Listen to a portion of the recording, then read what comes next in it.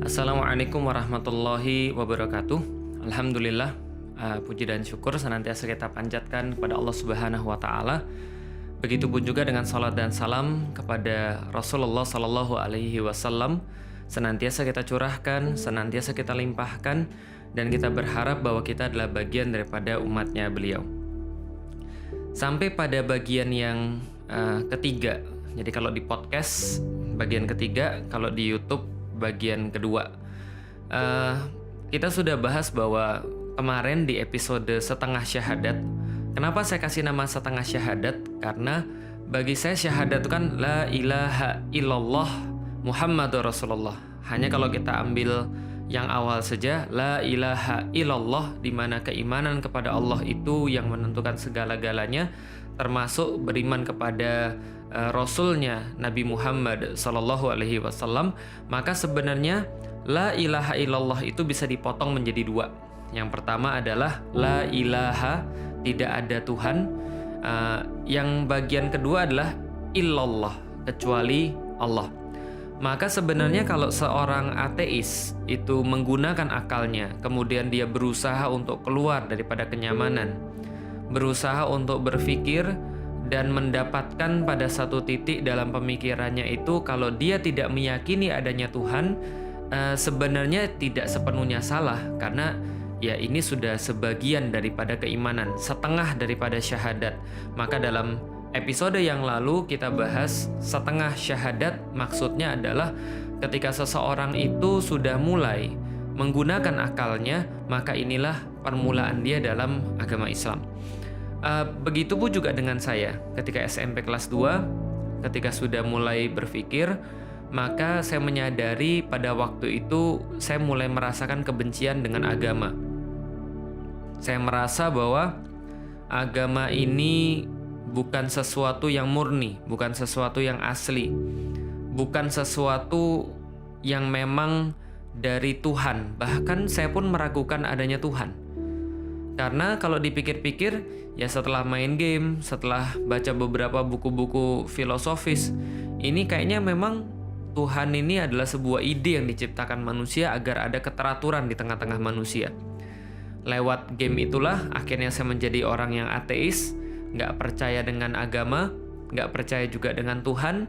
Lalu kemudian saya masih memiliki beberapa keraguan, masih memiliki beberapa pertanyaan, beberapa curiosity. Bedanya manusia sama bukan manusia kan, yang lain kan nggak pernah curious, teman-teman sekalian. Manusia selalu curious. Dia senantiasa pengen lebih. Dia senantiasa mencari tahu. Dia senantiasa mencari sesuatu yang baru. Nah, itu adalah curiosity-nya manusia. Misal, sampai kapanpun yang namanya kucing itu nggak akan pernah mempersiapkan kayak manusia. Bikin gudang untuk penyimpanan makanan, bikin pengolahan makanan, itu nggak akan pernah dilakukan sama kucing. Tapi kalau manusia akan melakukan itu semuanya. Karena out of curiosity. Karena dia merasa penasaran, dia merasa pengen untuk kemudian explore sesuatu. Nah, balik lagi, saya pun juga masih punya rasa seperti itu. Saya pengen tahu, karena manusia kan nggak mungkin begitu saja terjadi. Nggak mungkin manusia itu terjadi secara sendirinya. Pasti ada yang mengawali segala sesuatu. There have to be a beginning. Karena kenapa? Karena ada akhirnya. Kalau ada akhirnya berarti itu adalah tanda bahwa ada awal. Nggak mungkin sesuatu yang punya akhir tapi tidak punya awal. Maka saya berusaha mencari awalnya dari mana. Ketika saya sudah menjadi seorang ateis tapi masih punya penasaran, maka sains adalah jawabannya. Saya sangat suka pada waktu pelajaran sains, khususnya adalah pelajaran biologi. Semua sih suka, fisika saya suka, kimia saya suka. Tapi favorit saya adalah pelajaran biologi. Makanya sampai-sampai pada saat itu saya juga sempat diminta untuk mewakili sekolah dalam olimpiade biologi. Karena saya sangat suka sekali tentang makhluk hidup. Kenapa? Saya mau belajar dari mana datangnya seluruh hal ini dan apa yang ada di baliknya. Saya pengen tahu kalau Tuhan tidak menciptakan semua ini, lalu siapa yang mengadakan semua ini? Saya belajar pelajaran biologi sampai pada bab asal mula kehidupan. Origins of Life. dari mana asal mula daripada kehidupan? Banyak teori. Kalau sekarang yang lagi, bukan yang lagi, tapi yang tren di kalangan para ilmuwan, mereka semua hampir sepakat bahwa ada satu teori yang namanya Big Bang yang mengawali kehidupan manusia. Loh, kok teori sih? Ya karena dulu nggak direkam, Mas. Lah kalau dulu direkam ya kita nggak usah pakai teori, kita sudah tahu kejadiannya kayak apa. Tapi kan kita harus menebak-nebak. Nah, menebak-nebak yang sangat akurat, menebak-nebak yang pakai bukti, menebak-nebak yang pakai arahan-arahan sehingga sangat kecil kemungkinannya salah, itu namanya teori. Nah, teori itu ya tergantung, ada teori yang kuat, ada teori yang lemah.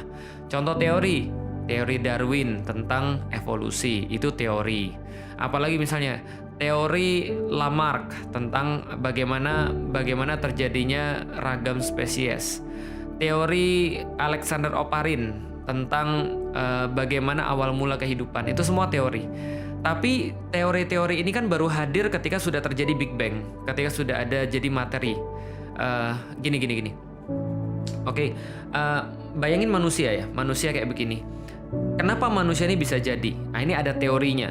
Misalnya contoh Darwin mengatakan bahwa setelah dilakukan penggalian terhadap situs-situs sejarah, ditemukan tulang belulang yang mirip manusia.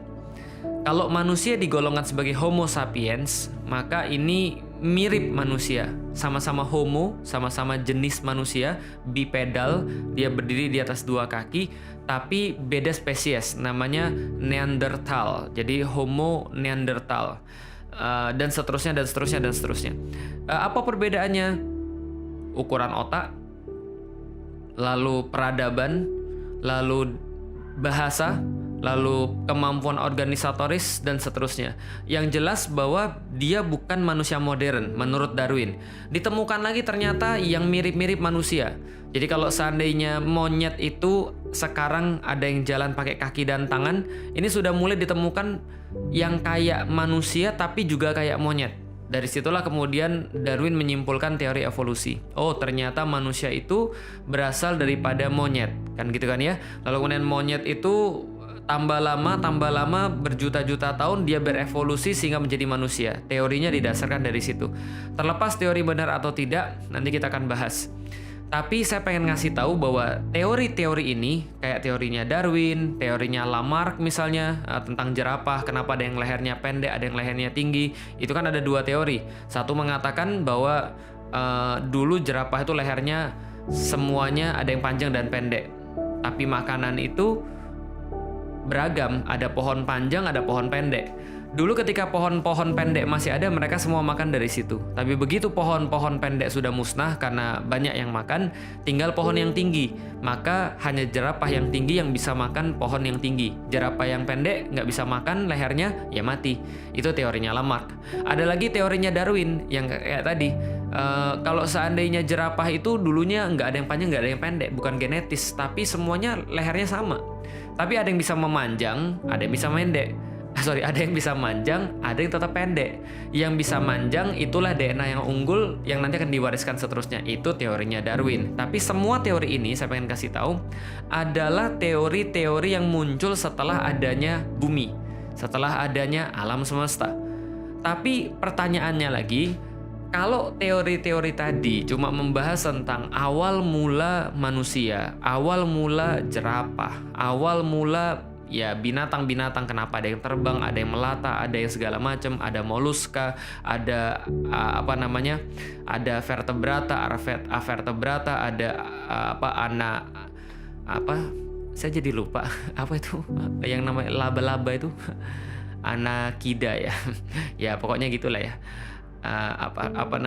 Ya Aves dan seterusnya. Kenapa ada pembagian-pembagian seperti itu?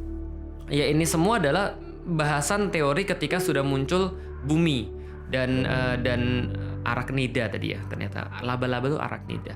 Jadi itu muncul teori ini setelah bumi. Tapi pertanyaannya, dari mana asalnya bumi?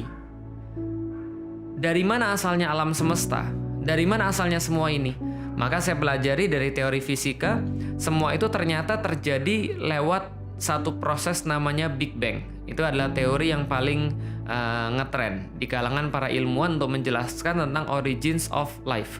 Asal mula daripada semuanya kehidupan manusia. Bagaimana teori Big Bang? Jadi gini ceritanya.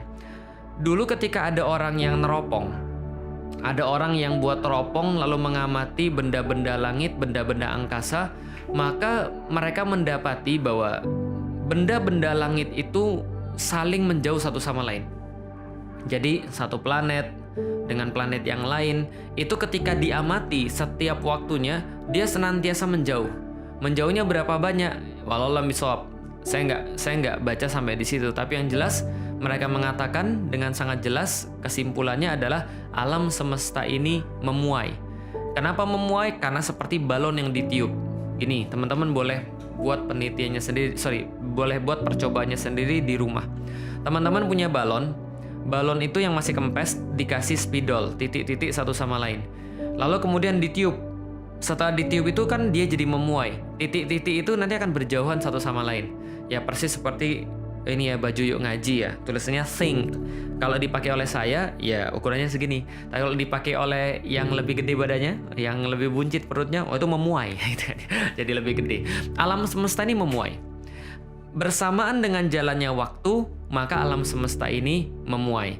Maka ukuran alam semesta semakin luas.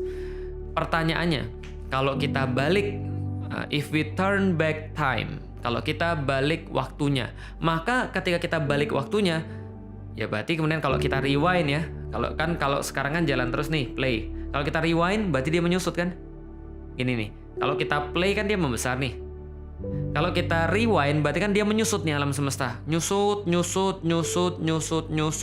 terus sampai pada satu titik ini kemudian integral 0. Kira-kira integral arah ke 0. Ya, jadi seolah-olah ini satu titik menurut para ilmuwan kosmolog. Satu titik ini adalah awal daripada semuanya. Dari satu titik singularitas ini kemudian buar, meledak. Setelah meledak, jadilah seperti sekarang yang kita lihat. Oke, balik lagi. Kalau sekarang alam semesta memuai, kita rewind, dapat satu titik, maka titik inilah awal daripada segala-galanya. Dan orang-orang fisika punya cara yang khas untuk membuat kita bingung. Coba lihat ya. Ini tangan saya, ini badan saya. Saya menempati ruang. Karena saya menempati ruang, saya pasti punya massa. Belajar ya pas di SMP dan SMA dulu kan percobaannya kan ya. Bahkan udara pun punya massa, punya ya berat lah gampangnya ya. Massa ya beda dengan berat, tapi oke lah. Setiap yang menempati ruang, yang punya volume pasti punya massa. Oke, coba lihat. Ada di kepala ya, saya nggak tahu gimana cara menggambarkannya. Massa sama dengan M, volume sama dengan V, taruhlah begitu ya. Setiap yang punya M pasti punya V. Setiap yang punya massa pasti punya volume. Setiap yang menempati ruang atau punya volume pasti punya massa. Sebaliknya, setiap yang punya massa pasti menempati ruang. Pertanyaannya, coba bayangkan kalau segala sesuatu alam semesta ini, termasuk bumi, matahari, bulan, Merkurius, Venus, Mars, Jupiter, Uranus, Neptunus, Saturnus, Pluto, dan seluruh planet-planet yang lain yang belum dikasih nama, berikut seluruh bintang-bintang yang lain yang jauh lebih besar daripada matahari, berikut dengan segala sesuatu matters, segala sesuatu yang namanya benda-benda langit yang ada di muka bumi ini, di muka alam semesta ini, komet dan segala macam, dulunya berasal daripada satu titik yang sama. Satu titik yang satu itu berarti masanya tidak terhingga. Bisa dibayangin ya, masanya bisa aja tidak terhingga. Sebaliknya, volumenya justru mendekati 0 atau 0. Ini membuat pusing. Bagaimana mungkin ada satu titik masanya tidak terhingga tapi volumenya 0? Ini adalah sesuatu yang menyalahi konsep fisika sendiri. Karena menurut fisika, segala sesuatu yang punya massa pasti punya volume. Segala sesuatu yang punya volume pasti punya massa. Ini ada satu titik yang punya massa tidak terhingga tapi volumenya 0. Ngeri nggak? Nah dari titik ini meledak sampai jadi kayak begini. Nah menariknya lagi adalah ilmuwan-ilmuwan, para kosmolog yang kebanyakan adalah lahir daripada ateisme. Karena kita tahu di barat itu ada dikotomi antara agama dan sains. Ada kata-kata begini, kalau kamu mau belajar sains jangan bahas agama deh, jangan pakai dalil. Lah kenapa? Nanti kamu kecewa, nanti kamu mencampur adukkan sehingga kamu nggak bisa bahas sains. Sebaliknya, kalau kamu bahas agama jangan pakai sains, nanti nggak beres. Karena agama tuh nggak masuk akal. Sedangkan sains itu adalah berdasarkan akal. Maka mereka para ilmuwan-ilmuwan ini ketika menyaksikan fakta tentang Big Bang, tentang satu titik yang meledak gitu kan ya, benar-benar literally meledak Big Bang, ledakan besar, maka terjadi segala sesuatu ini yang sangat teratur, yang sangat presisi, yang sangat detail. Itu yang mereka saksikan. Mereka lihat misalnya bagaimana ukuran antara matahari dan bumi itu muncul dengan satu jarak yang sangat detail, yang sangat presisi, seolah-olah diperhitungkan banget. Yang kalau seandainya mendekat sedikit saja atau menjauh sedikit saja, maka tidak terjadi kehidupan seperti yang kita lihat. Maka tidak terjadi segala sesuatu seperti yang kita tahu. Maka di bumi saja komposisi antara oksigen, nitrogen, dan kemudian gas-gas lain begitu apik, begitu kemudian presisi, yang kalau bergeser sedikit saja antara kemudian persentase nitrogen dan oksigen ini, kita nggak akan bisa melihat sesuatu yang kita lihat sekarang. Kita nggak akan bisa bernafas karena lebih mudah terbakar kalau oksigennya lebih tinggi. Lah kalau oksigennya lebih rendah, kita nggak bisa napas dengan baik. Maka ini presisi banget. Mereka melihat segala sesuatu yang terjadi di alam semesta, di bumi saja, itu terjadi banyak keajaiban, banyak kekerenan yang tidak bisa satupun ilmuwan itu jelaskan kenapa bisa begini. Mereka memperhatikan bagaimana kemudian tumbuhan-tumbuhan itu tumbuh berdasarkan aturan-aturan tertentu. Desain-desain di sayap capung itu didesain dengan aturan-aturan tertentu. Bagaimana proporsi tubuh manusia didesain dengan aturan-aturan tertentu. Yang kalau bergeser sedikit saja maka kita sudah melihat ini ada sesuatu yang tidak seimbang. Bagaimana itu semua diaplikasikan dalam setiap bagian daripada kehidupan, bahkan sampai sel yang terkecil. Bahkan double helixnya manusia itu disusun berdasarkan proporsi tertentu. Bahkan kemudian mata manusia, irisnya, giginya, ukurannya semua didesain dengan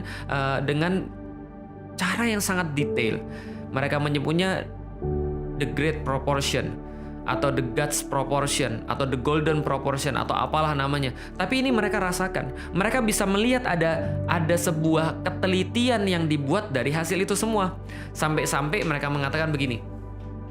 Kalau andaikan dulu alam semesta ini berasal daripada Big Bang, dan Big Bang ini meledak dengan kecepatan tertentu, dengan cara yang tertentu, maka kita bisa andaikan satu kemungkinan bahwa semua itu terjadi kayak sekarang dibanding seluruh kemungkinan yang mungkin ada gitu loh maksudnya. Jadi contoh kayak gini nih, taruhlah buar meledak dengan kecepatan tertentu nih. Dia bilang kalau kecepatan tuh dikurangi dikit aja, nggak akan terjadi yang kayak sekarang. Gampangnya gini kata dia, kemungkinan alam semesta, kehidupan tercipta secara kebetulan itu anggaplah sama seperti Anda ambil satu pasir, lalu kemudian Anda tandain pasir itu, lalu Anda tiup masuk ke laut, lalu kemudian Anda tunggu selama 1 hari atau 2 hari, lalu besoknya suruh orang untuk cari pasir itu lalu nunjukin kepada Anda dengan sekali ambil. Nggak boleh 2 kali. Jadi gampang gini, sekali ambil, ini dapat saya. Mungkin nggak kira-kira? Ya hanya orang yang nggak waras yang bilang bahwa itu mungkin. Itu ya jelas nggak mungkin. Atau seperti kemudian orang menjatuhkan 1 juta pena. 1 juta pena dari ketinggian misalnya contoh 100 meter. Dijatuhkan 1 juta pena. Setelah kemudian 1 juta pena ini kemudian jatuh di dalam satu kertas. Jadi di bawahnya tuh dikasih satu kertas. Jatuhin 1 juta pena dari ketinggian 100 meter. Lalu kemudian ketika jatuh semua pena itu, kemudian terciptalah satu surat yang rapi, yang bisa dibaca, yang sangat bagus maknanya. Mungkin nggak semua itu terjadi? Nggak mungkin. Itulah kenapa seluruh kosmolog bilang kami itu mau untuk meyakini adanya Tuhan, tapi coba kasih tahu pada kami siapa Tuhan itu. Kami cuma bisa bilang, kata mereka, bahwa ada entitas, bisa jadi kata mereka ada entitas di luar ruang dan waktu yang menciptakan semua ini. Karena pikir baik-baik teman-teman sekalian, kalau Big Bang itu benar-benar kejadian, ya, Big Bang duar meledak. Jadi coba bayangkan, berarti sebelum titik ini kejadian, sebelumnya nggak ada ruang dan nggak ada waktu. Nggak ada massa, nggak ada volume, nggak ada waktu. Nggak ada panjang, nggak ada lebar, nggak ada tinggi, nggak ada waktu, nggak ada time. Udah panas. Oke, kalau gitu dari sini ilmuwan menyimpulkan ada entitas, ada zat supernatural, ada yang maha teliti kata mereka, yang perhitungannya sangat luar biasa. Kalau menurut seorang matematikawan Roger Penrose, kemungkinan terciptanya segala sesuatu ini in coincidence secara kebetulan adalah 1/10 pangkat 10 pangkat 123. Oke, cukup untuk melihat yang jauh-jauh. Lihat dalam diri kita sendiri. Banyak sekali hal-hal yang nggak bisa kita jelaskan. Saya sering mengatakan, kenapa manusia bisa ada? Iya, karena ada bapak dan ibunya. Oke, bapak dan ibunya kita sudah bahas tentang origins of life. Oke, lagi nih. Kenapa terus bisa jadi manusia? Pernah nggak sih kita mencari tahu betapa rumitnya proses bahkan sebelum kita ada di dunia? Pernah nggak sih kita nyari tahu betapa ngerinya, betapa sadisnya proses sebelum kita di dunia? Pernah nggak sih kita nyari tahu bagaimana mengagumkan dan mengesankannya proses ketika kita terbentuk di dalam rahim ibu kita? Bayangkan ketika ada sel sperma yang keluar daripada laki-laki yang lalu masuk dalam wanita. Prosesnya banyak banget dan panjang banget. Yang kalau seandainya satu aja di situ gagal terjadi, maka Anda tidak ada. Maka mungkin bukan Anda yang ada. Prosesnya sangat rumit, sangat keren, sangat fascinating, sangat amazing. Kenapa bisa begitu? Oke, coba lihat ya. Sperma itu kan nggak pernah pergi ke tempat wanita ya. Jadi kan harusnya kan dia nggak tahu apa-apa dong tentang wanita. Dia nggak paham dong apa-apa tentang wanita kan gitu kan ya. Karena dia nggak pernah pergi ke tempat wanita kan gitu kan ya. Tapi ternyata dia tahu segala sesuatu tentang wanita. Yang harusnya dia nggak tahu karena dia nggak pernah ke sana. Kan nggak pernah ada sperma pergi ke tempat wanita, lalu survei balik lagi, lalu kemudian lapor, oh keadaannya begini, kita harus nyiapin ini, kita harus nanti punya begini, harus latihan biar kuat larinya, gitu kan ya. Harus dengan sekuat tenaga kan nggak gitu ya, nggak ada drill gitu kan ya, dan nggak ada training gitu kan ya, nggak ada gladiresik gitu kan ya, nggak ada semuanya. Itu completely strange bagi mereka. Tapi mereka tahu segala-galanya. Dan kita harus ingat, soul daripada sperma, soul purpose daripada sperma adalah pergi ke tempat perempuan, lalu membuahi ovum, lalu kemudian menghasilkan individu yang baru, yaitu adalah manusia, dalam hal ini bayi, yang kemudian ditanam di rahim ibunya. Kita cuma bahas satu proses. Saya pengen supaya teman-teman appreciate dengan proses ini. Kita tadi sudah bahas tentang alam semesta. Oke lah, itu terlalu besar untuk kita sadari, terlalu besar untuk kita urusi. Sekarang kita bahas tentang diri kita sajalah. Sebelum kita menjadi manusia, siapa sih diri kita sebenarnya? Dari air yang hina, keluar dari kemaluan bapak kita. Lalu kemudian ketika dia nggak tahu apa-apa tadi, harusnya dia nggak tahu apa-apa, tapi ternyata dia tahu. Apa yang dia ketahui, teman-teman sekalian? Ketika masuk itu, dia tahu perempuan punya racun yang namanya racun asam. Racun asam ini membanjiri apapun yang masuk dalam tubuh wanita.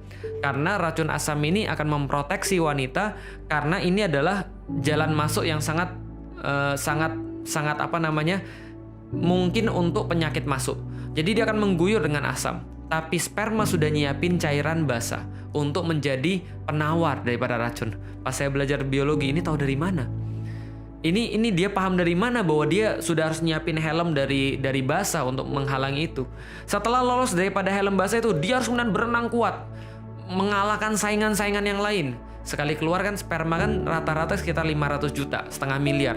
Dia harus lari kuat banget, jalan kemudian menuju kepada rahim. Tapi nggak berhenti sampai rahim, karena ovumnya nggak nunggu di sana. Ovumnya nunggu di rumah ibunya.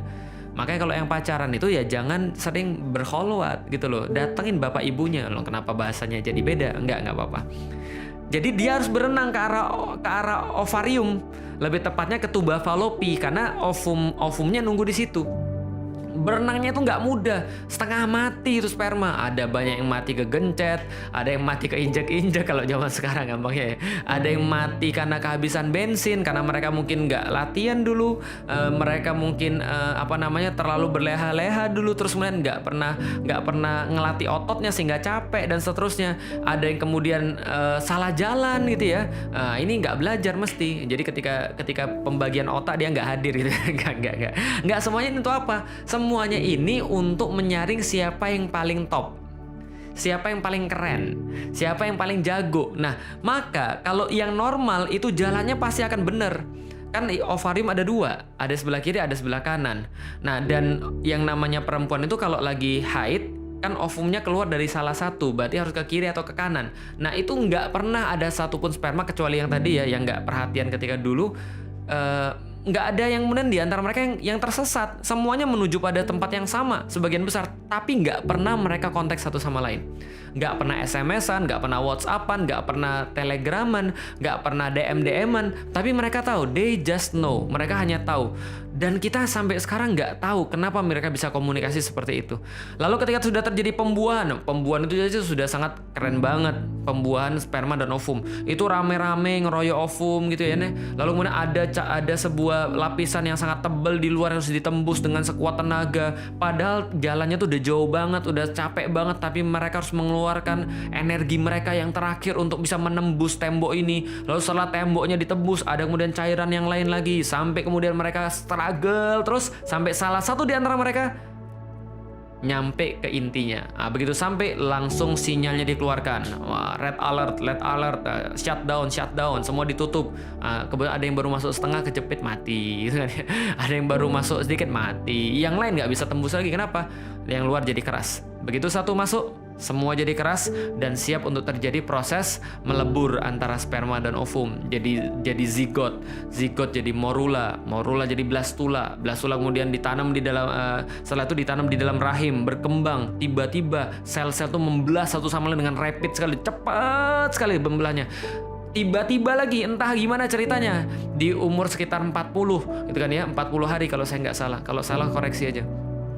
Tiba-tiba yang sel-sel yang rapid membelah tadi, tumbuh tadi, tiba-tiba entah dari mana perintahnya, kamu jadi jantung, kamu jadi otak, kamu jadi tulang, kamu jadi kulit, kamu jadi kuku, kamu jadi mata, kamu jadi otak, dan seterusnya. Nggak ada yang merintah. Maksudnya kita nggak merintah. Ibu-ibu kan nggak nyuruh.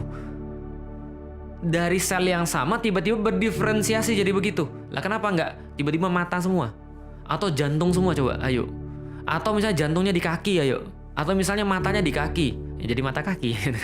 atau misalnya nggak punya lambung, bisa jadi, bisa. Tapi semua tercipta secara masya Allah luar biasa. Semua itu mulai tercipta dengan nggak ada penjelasan yang sangat memuaskan sampai dengan sekarang kenapa bisa begitu. Tiba-tiba aja ada yang ngatur, tiba-tiba ada yang nyuruh, tiba-tiba jadi manusia, dan proses dilahirkan itu juga sangat istimewa. Dan saya nggak bisa jelasin satu persatu. Teman-teman sekalian, saya narik nafas. 2 detik lah taruhlah.